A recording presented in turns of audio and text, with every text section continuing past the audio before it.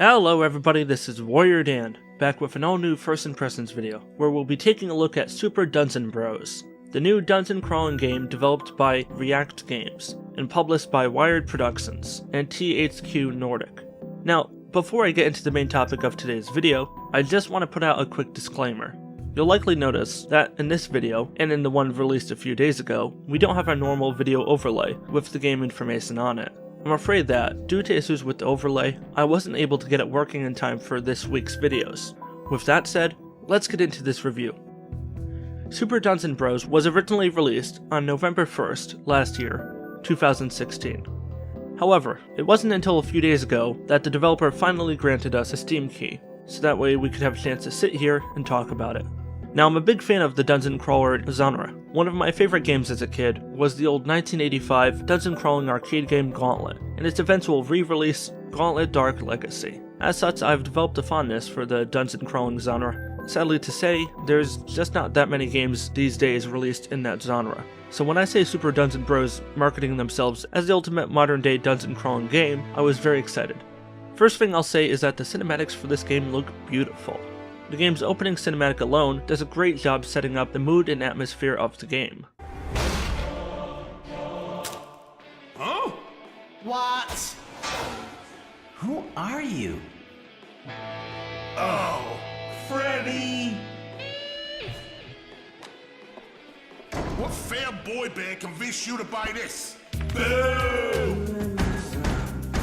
Kill that record with fire!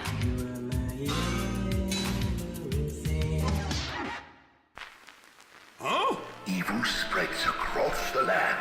What? It is foretold the world will be saved by a killer new I van. need to revoke your online shopping privileges. In a race against the clock, heroes draw on the spirit of rock to conquer the dungeons of Cryptheim.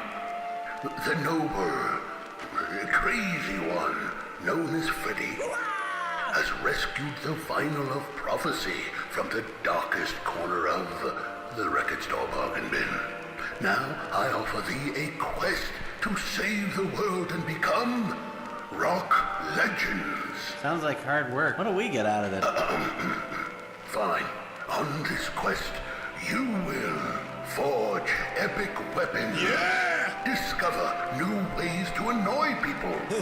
Earn hero status to impress whomever your heart desires. Ooh. 4 rock dudes must unleash their awesome. Let's do this.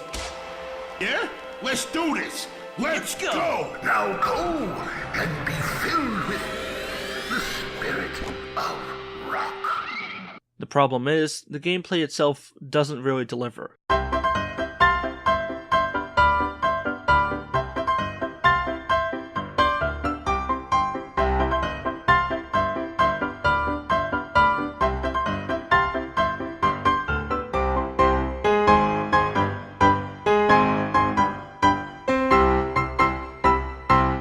While from a visual perspective the game looks beautiful, and on a performance level it seems to be optimized rather well, having very few technical issues like sudden frame rate drops, the gameplay itself is hindered by balancing issues and a poorly implemented combat system.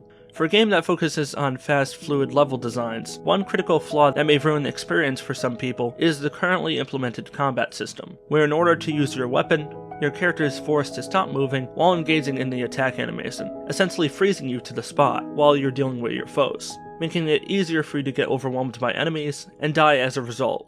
Why not just allow players to initiate the attack animation while moving? Allowing players to attack enemies while on the run would open up more options for players, instead of having them feel needlessly slowed down by enemies.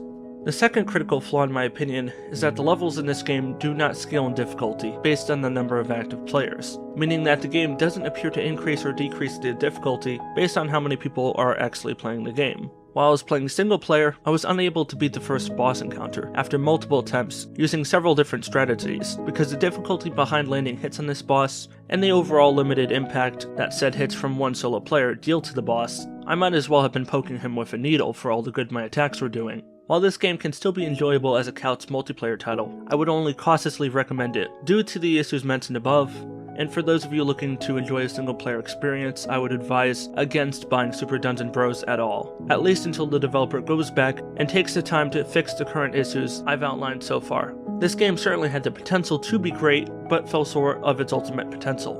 On that note, that wraps us up for today. If you liked this video, please do give it a like, and tell me in the comments below, would you play this game, and do you like dungeon crawling games as a whole? I won't judge you either way, I'm just curious to see what you think. Just one quick announcement before I wrap this up for the day. I am making progress on the script for my Hitman review. I have finished the notes for episodes 1 and 2, and I'm currently working on the notes for episode 3, and I'm hoping to have the full review up within the next 2 weeks. In the meantime, I plan to continue pushing out these smaller first impressions videos to pass the time. If you do want to see more content like this from me in the future, please do hit that subscribe button. And for those of you that have subscribed, please do hit that gear button next to where the subscribe button was, and click the box to receive notifications when I post a new video on this channel. That way, you're one of the first to know when a video goes live. This has been WarriorDan signing out, peace out, and I'll see you all in the next video. Bye bye!